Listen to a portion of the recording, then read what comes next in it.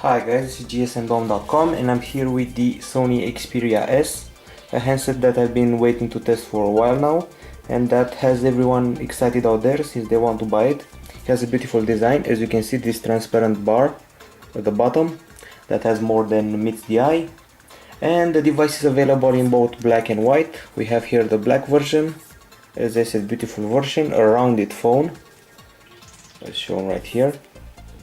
Okay, now let's talk a bit about the design. First of all, you must know that this transparent area shows the button symbols, back, home and menu, but these are not the buttons per se.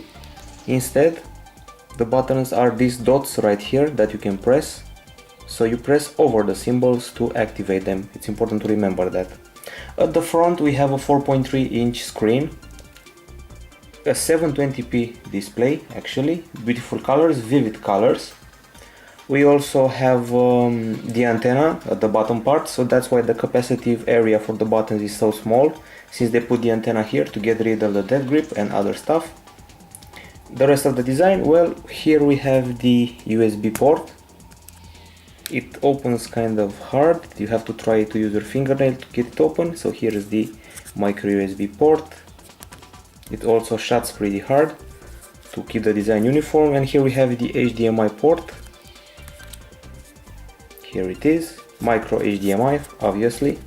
Once again, pretty hard to close. Next to it we have the volume buttons and the camera button right here.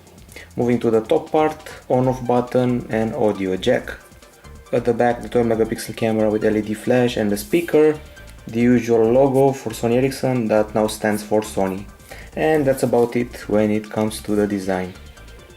The Sony Xperia S has pretty reasonable specs, but for 2012 you may feel underwhelmed since there are quad-core phones out there. Anyway, here it goes. The display is a 4.3-inch unit.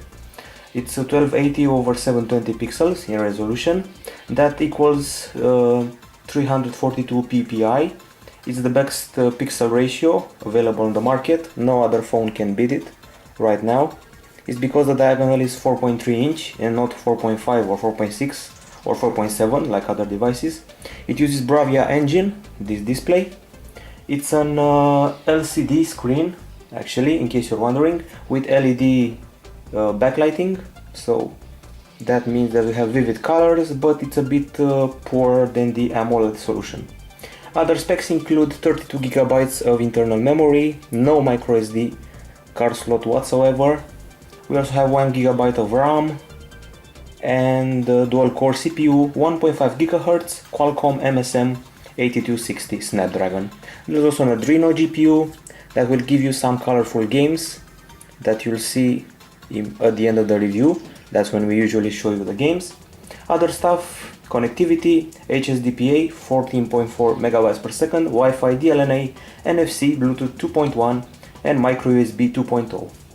As I said, at the back, 12 megapixel camera with all the features you may want, 1080p capture, front camera with 1.3 megapixel sensor, 720p 30 frames per second capture. It runs Android 2.3 Gingerbread, as you can see, with the usual customization via the timescape, and the Mediascape, the ones that you already know from the Xperia from 2011.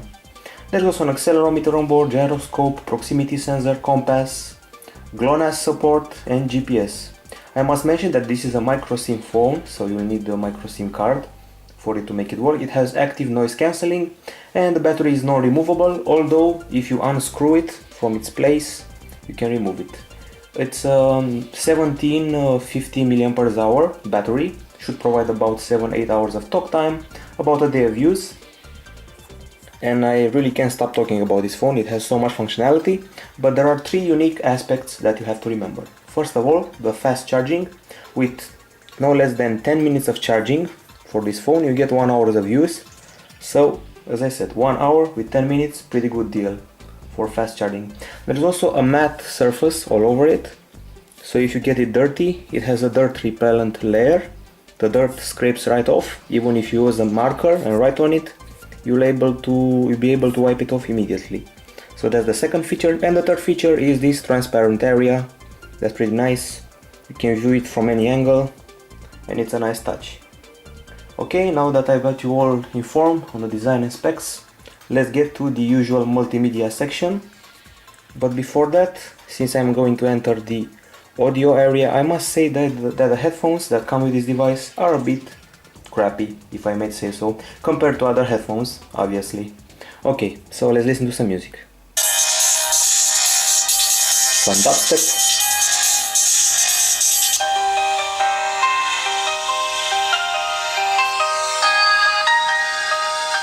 And some equalizer. Pretty nice equalizer and some options.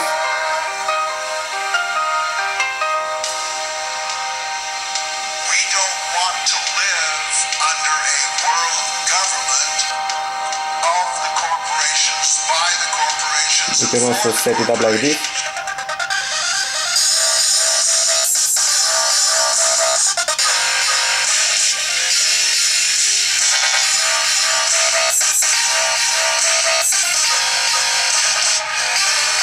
Okay, enough with the dubstep. Some people really can't stand it. Now we've seen the audio playback, now it's time for the video playback. Let's enter the gallery, go to the beautiful videos on this device and check out this colorful piece of video.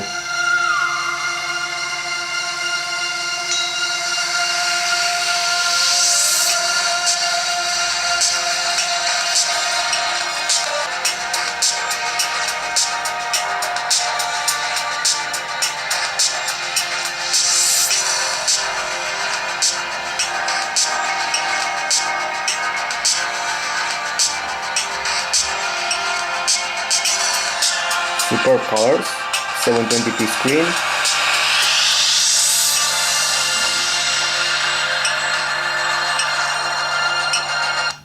As you can see, sometimes I'm having trouble with these capacitive buttons. I can't really get them right. I'm used to having their symbol light up on other devices. Well, used to the video and the music, now it's time to check out the camera. So I'm just going to press the camera button and trigger it and use our little fellow that we use every time, our little snail, in order to provide you with some of the options that we have available here. We got scene recognition, normal mode, front camera, 3D sweep panorama and sweep panorama. There's also some options for the flash, like auto, red eye reduction and other stuff like that. And now let's see the amplified effects and options. The resolution goes to up to 12 megapixels. It's 4.3, that option.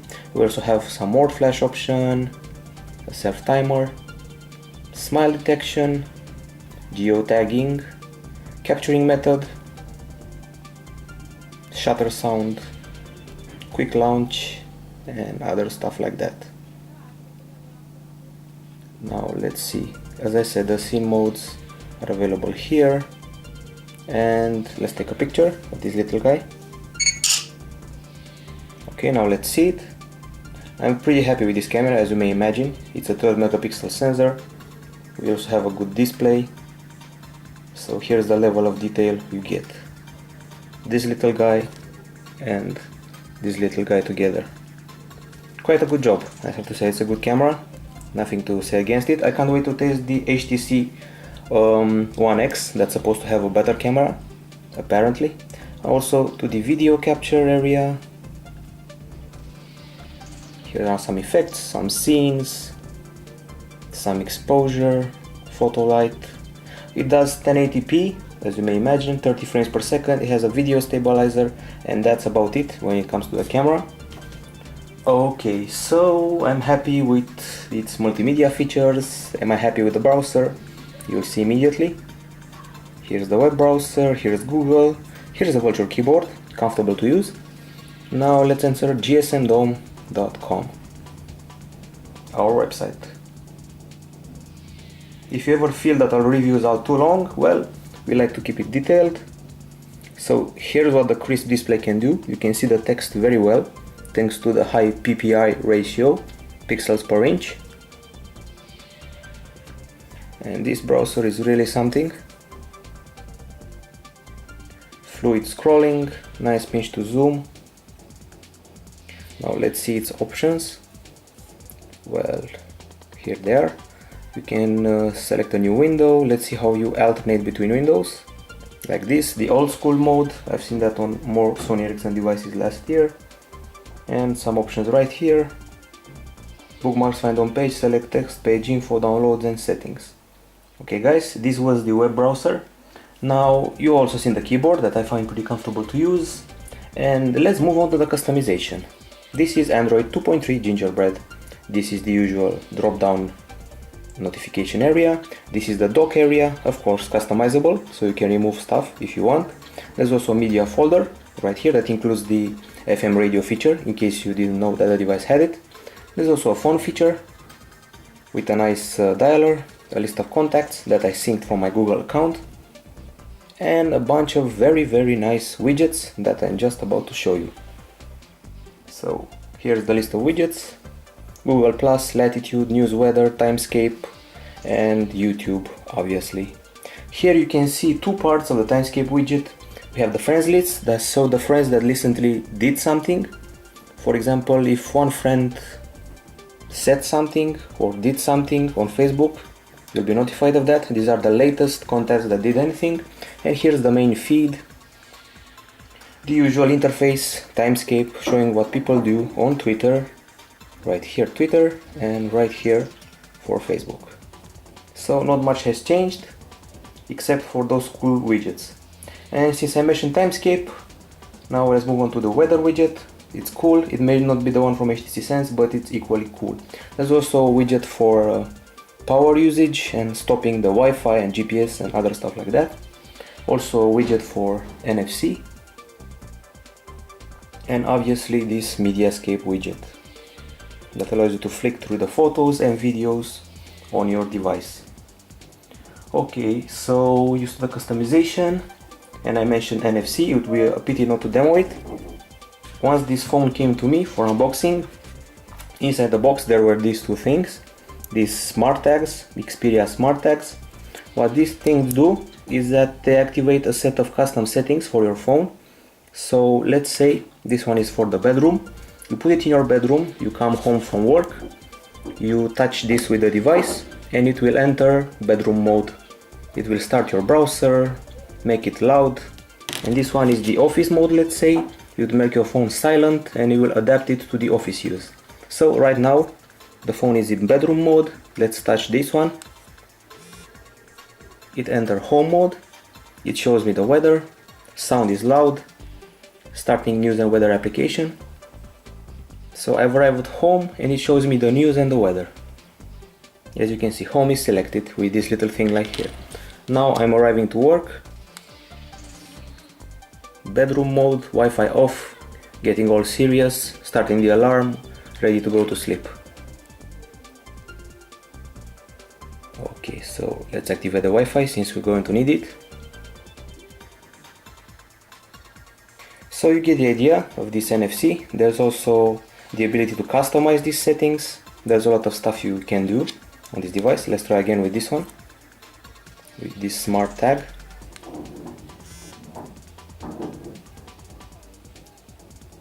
And here's the main smart tag area.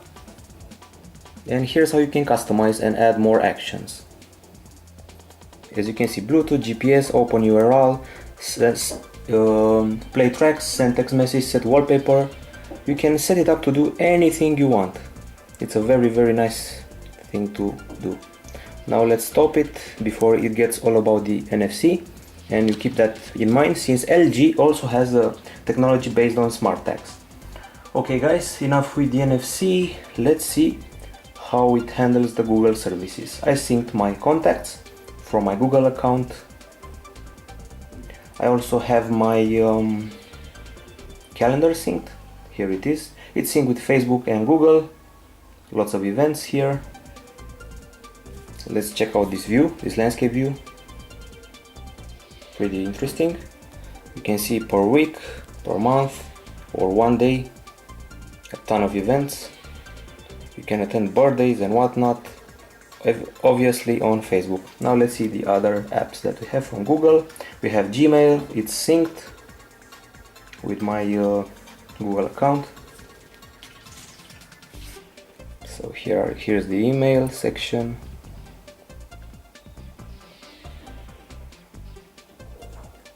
And obviously Google Maps is also available in its latest version, looking swell on the 720p display.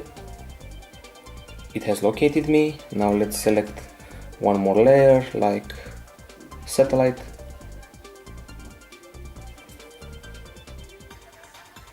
Let's zoom in a bit. Very crisp display. Turn it around.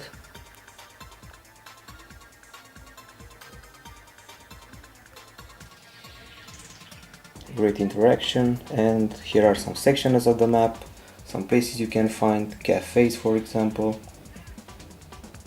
Finding this one on the map, and here we are.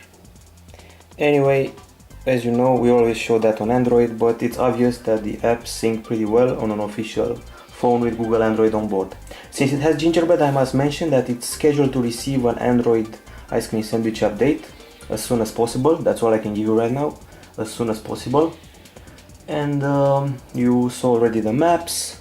Now let's see some apps that the phone came with. So you've seen the contacts, you got Timescape obviously. If you want to see the settings, here they are. And if you're curious how to change the look on your phone, well, you can use those themes provided by Sony.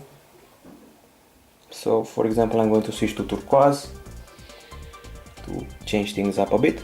Back to the apps area, we have a gallery, the usual gallery. This phone also has panorama mode, 3D sweep panorama, so you can create 3D panoramas and view it on your 3D TV, for example. We also have an alarm feature, camera, email. The Play Store is available, obviously. That's where we downloaded our apps. Okay, we also have Facebook, but that's integrated in Timescape, so there's no need to open the music and video unlimited from Sony. It don't quite work for me, honestly. Navigation, latitude, we have a calculator, the beautiful track ID. It's better than Shazam, if you ask me. You identify songs with it, hear a song on a radio and identify immediately. News and weather you already saw. Football downloads, a stopwatch, Google+, FM radio, and a feature I like very much, and I mentioned it before on other Sony Ericsson devices, back when it was Sony Ericsson. This one shows you all the YouTube videos that your friends on Facebook have posted, and you can see what the people listen to, find out about new bands, and I really like this. There's also a popular section, my shares, and it's really nice to spy on the people's taste in music, if you allow me to say that. There's also McAfee security bundled with the device, a PS store that doesn't look that well, also 3D album, a power saver mode, and a slight office suite if you want to do productivity features, and this Xperia tags feature, and an update center. And there's also a nice widget for that music spying feature. You can see what people have listened to recently. And that's about it when it comes to the apps that came with the phone. Now let's move to the apps that I myself have installed on this beautiful device. First of all, I'm going to show you an app for shopping. Let's find it. It's called Net-a-Porter. It shows you what's new, clothing, bags, lingerie, shoes. It shows you some news. I'm really curious what brand or fashion designer is behind this application, since it's a very good one. There's also a live section where you can see what people have shopped recently. And if you go to the shop, select clothing, you have everything: jeans, jumpsuits, jackets, coats, a ton of brands. You can also create a wish list or even shop if you want. You can add the item to the shopping bag or the wish list. There are also a bunch of options like sharing, searching for designers, shopping bag, and settings. You can also log in, create an account, and have the shopping time of your life on this device. Other application, well, I found this one interesting because I installed food spotting when I was in a restaurant, and it found the exact restaurant I was visiting. Here are some of the restaurants nearby. with the number of people that visited them and the kilometers or meters that I have to go to reach those places. There's also a specials feature, gives you the, so to say, the cheapest soup of the day or the best soup of the day or discounts and whatnot. There's also a nearby section, so let's enter this one. I can see it on the map, see that one person loved it. I can spot dish, add a new photo, add a new review, share dish with other people. So it's a social interacting app for people who like to eat various exotic foods or normal foods and just like to review their places where they have lunch. There's also a latest section with new foods. So if you already are a faithful customer to a restaurant, you can go to a new one. You can also log in, you can also see your account. Back to the latest area. So as I said, a very nice piece of app. This is the main interface. It seems to integrate the Google Plus. You can spot a dish, get some notifications, sign in with Facebook. So all in all, a brilliant app. Now let's move on to the games. First, a more casual one, Frisbee. I really had fun with it.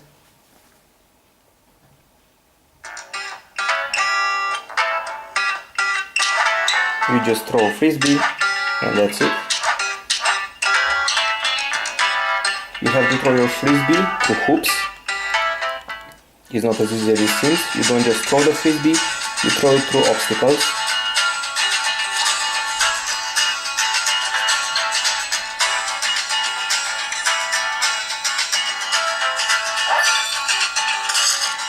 I hit it on the floor, and if it passes a ring, it will get more speed. It's a pretty hard game.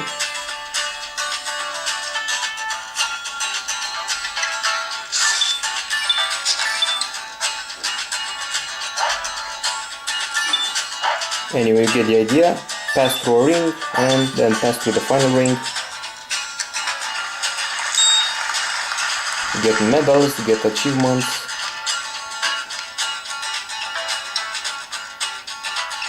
You also are advised not to use the Android device as a Frisbee.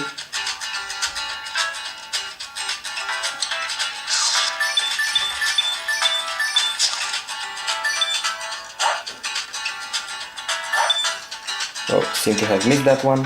Anyway, good game, lots of fun.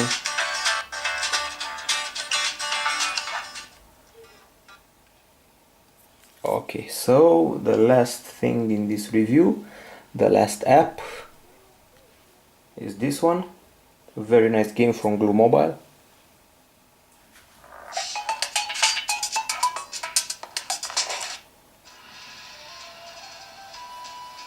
Let's start the game. I played quite a bit of it during this day. You have your little army of samurais and you have to fight zombies. There's also a bit of strategy in it and a bit of good old slashing and killing zombies. It's a bit of a tower defense combined with a bit of action, if you ask me. So here's our little samurai. And here's the guys you can train. A peon, a bigger samurai and a spear guy. Our guy also fires a bow. There is also a dangerous squirrel. You can go back, you can go forth, have a special combo. And now I'm going to create my army. These guys are being created right now. So I can go back to my home base and wait for my little peons to appear. And now we'll attack in full force. So it's a zombie massacre in here. I'm going to create a spear guy.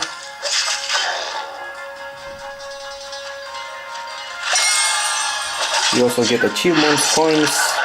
You can buy more items, buy more soldiers, increase your army, and this game is really fun.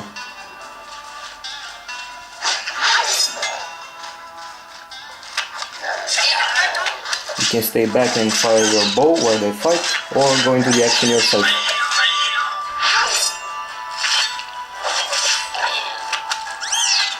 Okay, this is it. I recommend it to you. It's a very good game. It's called Samurai vs Zombies Defense. Okay, now it's time for the verdict. This is the Sony Xperia S. Let me tell you what I like about it. Obviously the design, I keep mentioning it's a beautiful phone. It has this rounded part, this transparent area. I also like those unique features like being dirt repellent, the fast charge in 10 minutes that gives you an hour, and the beautiful 720p screen.